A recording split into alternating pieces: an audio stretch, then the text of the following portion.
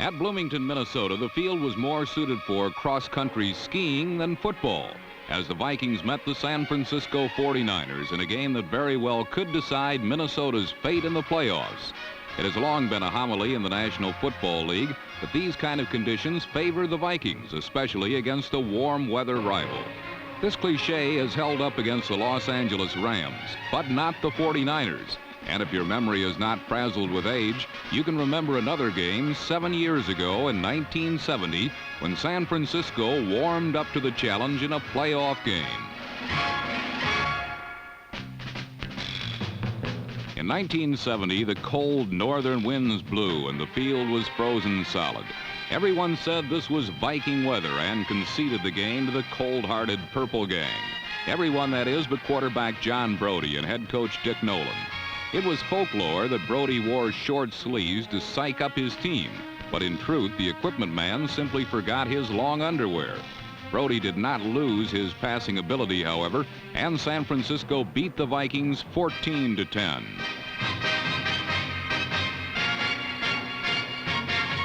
Two years later in San Francisco, the Vikings were determined to end the 49ers' playoff dreams. Minnesota built a big lead, which lasted late into the game when an old nemesis was called from the bullpen and told to throw strikes.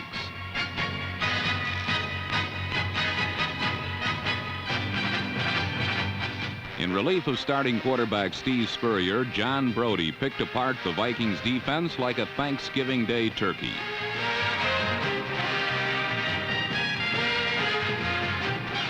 On that memorable day in 1972, Brody threw 2 touchdown passes as the 49ers rallied to defeat the Vikings 20-17 and win the NFC West.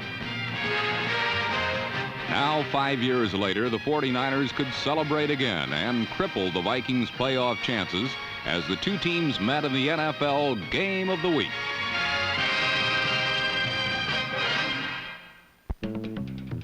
In the early going, Minnesota tested the NFC's second-ranked defense with Chuck Foreman, number 44, their multi-purpose running back. Foreman gained a paltry 36 yards on 10 carries in the first half, and thus the burden of carrying the game to the 49ers was left in the hands of quarterback Bob Lee, number 19.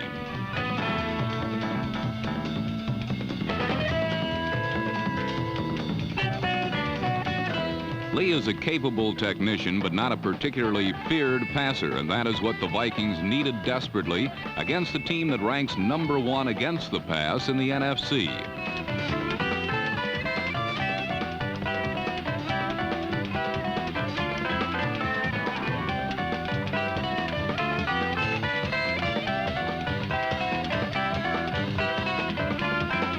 In the first half, Lee completed just 2 passes in 5 attempts for 14 futile yards as the 49ers' front four, the Gold Rush, poured into his pass pocket.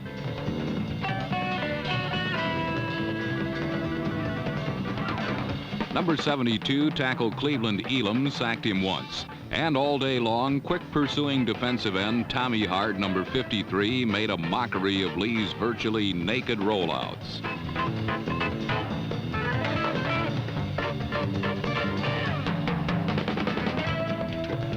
San Francisco limited the Vikings to 53 yards in total offense in the first half, and then set about to attack the aging Purple with what they do best, run the football.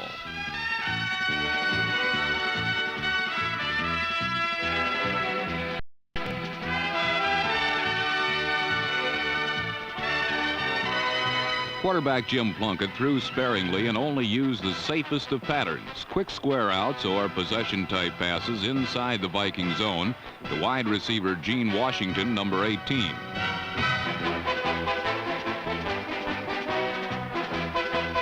The 49ers controlled the game and the clock in the first period, but a 14-play, 7-minute drive came up empty on 4th and 1.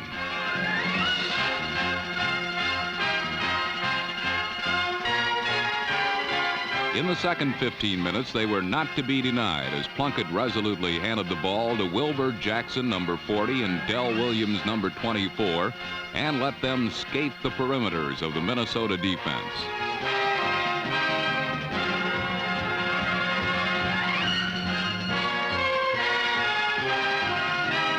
Following a convoy of Jackson and guard Woody Peoples, number 69, Williams gained a productive 83 yards in the first half.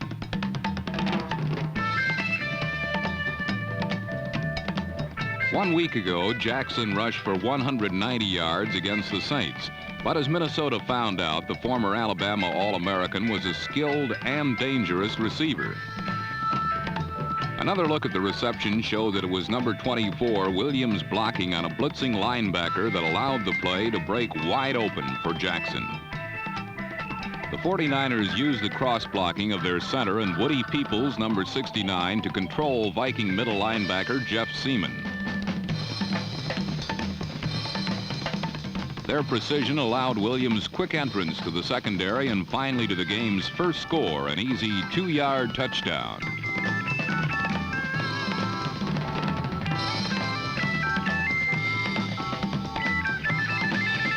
With the touchdown and later a field goal, San Francisco led the Vikings 10-0.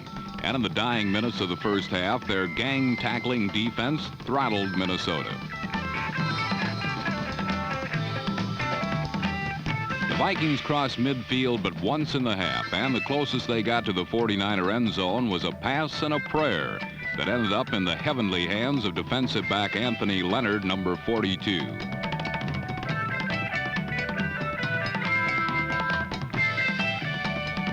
Through 30 minutes, San Francisco's domination was complete and Minnesota's chances looked bleaker than the weather. The field looked like a giant chessboard as the second half began, and rookie Dave Williams, number 30, showed Minnesota his famous Queen's Pawn opening move that usually ends in a checkmate.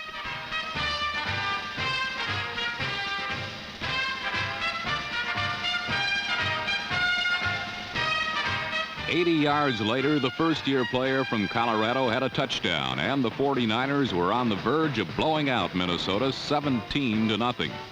Instead of getting better, things got worse for the Central Division champions. The strangest plays began to unfold before the pride of the Vikings, their special teams. An inadvertent onside kick bounced off number 67, Dennis Swilley, and the 49ers recovered.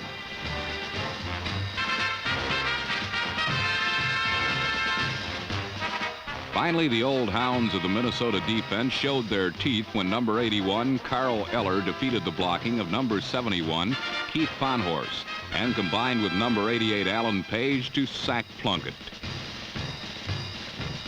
But even more misery befell the Vikings when punter Tom Whittam's kick was mishandled on the run by Manfred Moore, number 36. Once again, San Francisco recovered, but once again they failed to convert the turnover into points. Fortunately for them, the Viking offense was frostbitten, and it seemed only a St. Bernard with a case of brandy around its neck would revive them. Their special teams were simply snake-bitten as Neil Clabo's punt was returned 60 yards by that ever-opportunistic rookie, Dave Williams.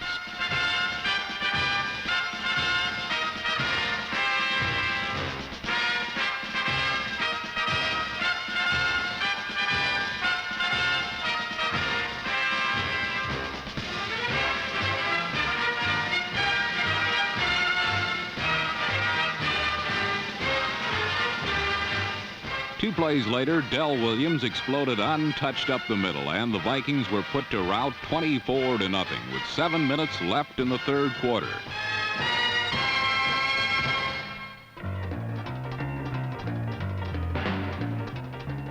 Ahead by 24 points, the 49ers began to pour it on, waxing every Viking who touched the ball.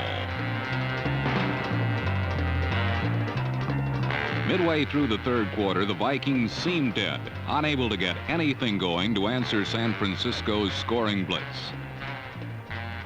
Just for good measure, Ed Bradley put a lick on frozen-fingered Stu Voigt, bringing up a 3rd and 10, when Lee finally discovered something that would work.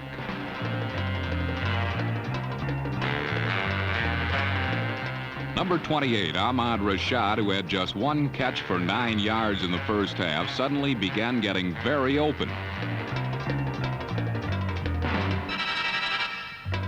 Rashad snared 3 passes for 43 yards, 18 on a square out, 12 more on a look-in, and 13 more on a screen that ended with a look-out.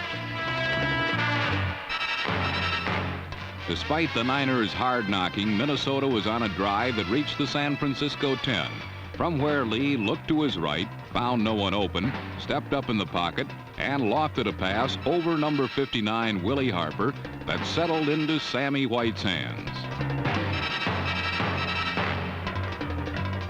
But the Vikes were not on the board yet.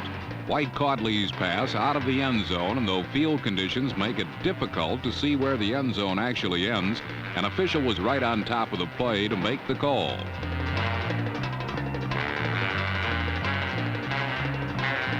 But the Vikings were not to be denied this time, as on the next play, Lee dumped a pass over a 49er blitz that Brent McClanahan carted into the end zone. On the right of the screen, notice that on the touchdown, number 49 Ralph McGill was caught in a safety blitz and was thereby eliminated from the pursuit of McClanahan.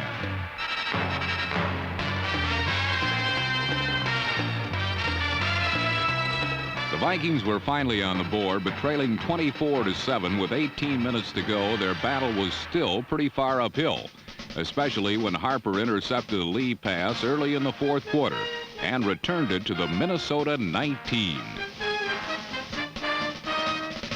On the next play, Plunkett, safely ensconced behind perfect pass protection, picked out Gene Washington in the end zone, and the game seemed over.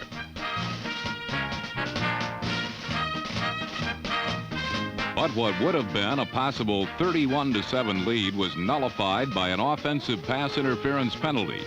Looking at the play again does not show the actual infraction, but reveals that Washington was wide open, apparently as a result of his illegal contact with the defensive back who lost him. Washington had made a fine catch and was not all that happy to hear that the effort was nullified.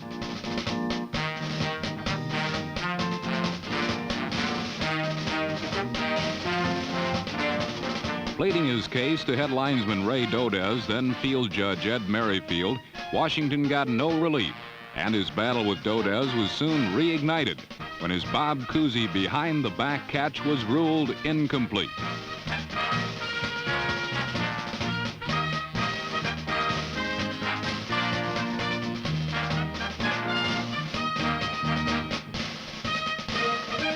Had Washington known the final outcome of the 2 incompletions, he might really have been angry, for the 49ers got no points out of Harper's interception when Ray Wersching's field goal attempt was partially blocked and fell far short.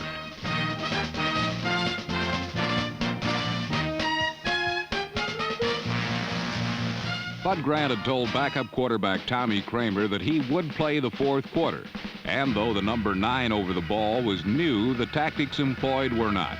On his first play of the game, Kramer went to Ahmad Rashad. On this possession, Rashad caught 3 more passes for 69 yards of the 74-yard drive, including a beautifully thrown Kramer pass for 39 yards.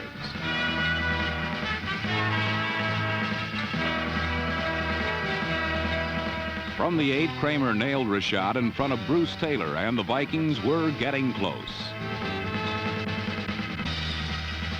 But on the play, Minnesota lost its best weapon of the day when Rashad was hit in the back by Ralph McGill's knees as he fell over the fallen Viking receiver.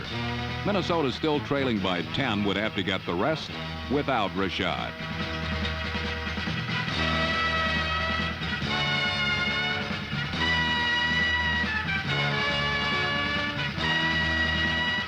With 11 minutes left, the Vikings lined up in the everybody get on Fred's left onside kick formation, which worked to perfection.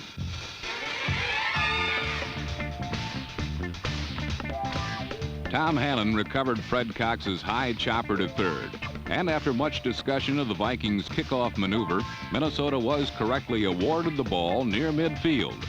Kramer, with 3 completions, reached the San Francisco 26, where he began using the Vikings' newest receiver, tight end Bob Tucker. Tucker first gained 17 yards, and a repeat of the play reveals why the Vikings were so pleased to get him. Tucker is one of the best pass-catching tight ends in football.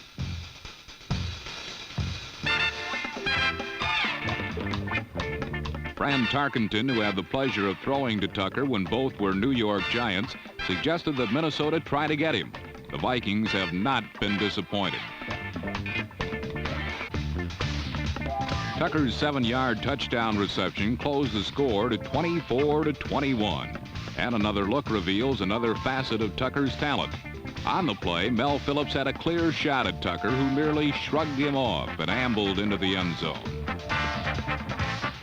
Now trailing by 3, the Vikings again put most of their kick coverage team on Cox's left, but this time didn't get such good results.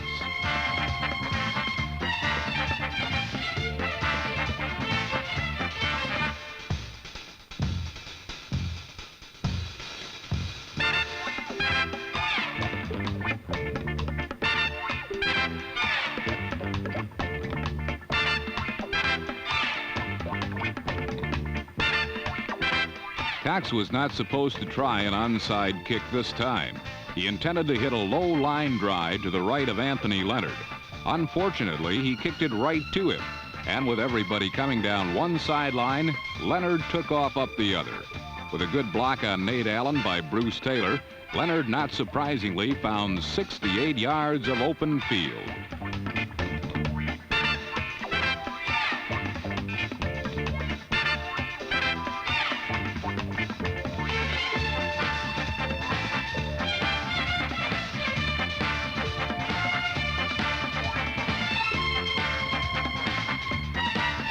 The 49ers could now put the game away. With a 3rd and goal from the 5, Plunkett ran a reverse, but Kenny Harrison's fumble turned the play into a 9-yard loss.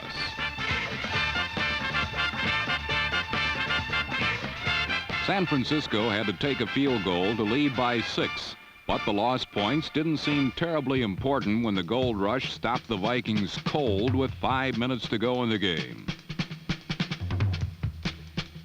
The 49ers had reclaimed the momentum, and with Plunkett sending Paul Hofer, number 36, and Bob Farrell, number 38, into the line 9 times, San Francisco ate 3.5 minutes off the clock.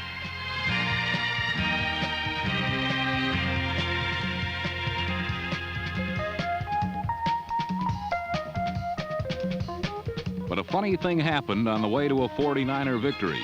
With less than 2 minutes left, Hofer once more banged into the line, but didn't come out with the ball.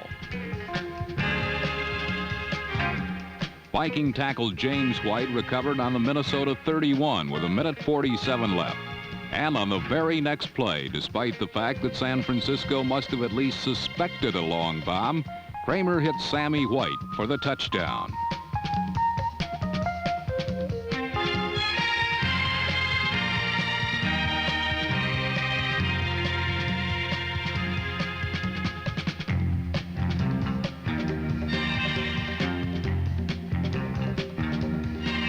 Kramer to White for 69 yards and a touchdown tied the game at 27. Looking at the play from the end zone reveals that White merely ran straight downfield, and number 49, Ralph McGill, just didn't have the speed to stay with him.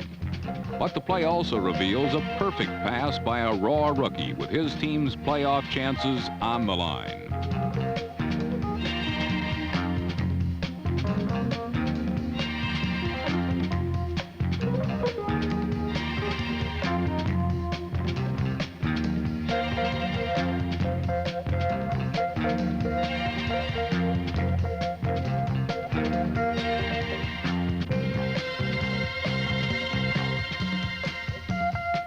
Still, several more bits of business were left to be played out. For one, there was Fred Cox's extra point that made the score 28-27, Minnesota's first lead in the game.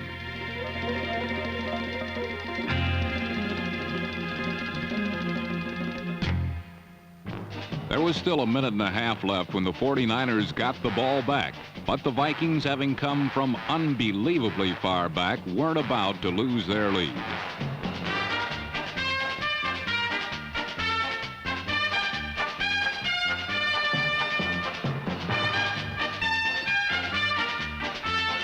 Jeff Seaman's interception made it final as Minnesota stayed the execution of their playoff hopes.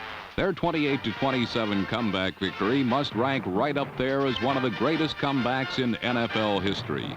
Trailing 24-0 late in the third quarter, the Vikings came back to win at a time when if they had not done it, they faced the very real possibility of not making the playoffs. And the man who had done it was a rookie quarterback named Tommy Kramer, number 9. His 3 fourth-quarter touchdown passes under excruciating pressure were performed in the highest tradition of the Tarkentonese School of Quarterbacking. The Vikings now need only beat the Lions to be NFC Central Division titleists, and they just may have found themselves their quarterback of the future who will keep them there.